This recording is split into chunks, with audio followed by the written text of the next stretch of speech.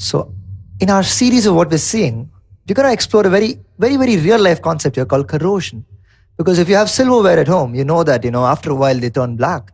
Have you ever wondered why does that happen? If you've seen copper, after a while it gets a very peculiar green coating over it. If you've seen very old copper bridges, you might notice a green coating, yeah, near the water. Now that's moss, all right?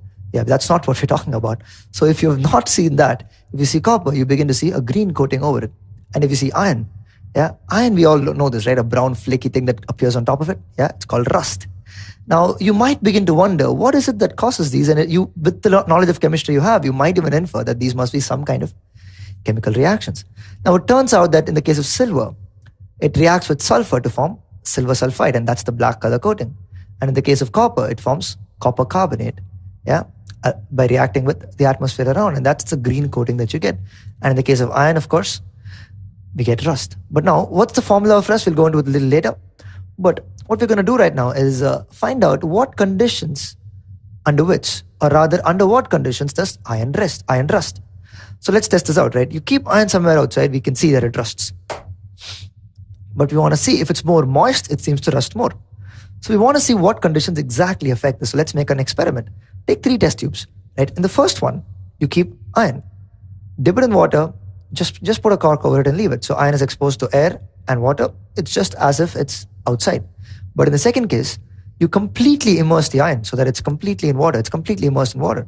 And then add a layer of oil to this water so that there is no air exchange happening. Great, so that's our second one. In the third case, take a test tube and completely remove all the water, make it completely dry. And add calcium chloride, which is a drying agent. So anhydrous calcium chloride so that even any moisture present in the air is removed. And then add the nails to that. So you have 3 cases here, iron nails. First case, both air and water. Second case, only water with an oil layer. Third case, pure dry air. And what you begin to observe in this case is that iron rusts only in case 1. In other words, only water, not enough. Only air, dry air without any moisture, even as water vapor in it, even if there is none of that, no rust. It only rusts in the case where it's exposed to both air and water. Now that's interesting. It tells us something about the chemical reaction, right? What all are the ingredients required to create rust? So more on this, when you really want to learn it, you can go and find out as to what rust actually is. We're going to leave that to you for your own curiosity.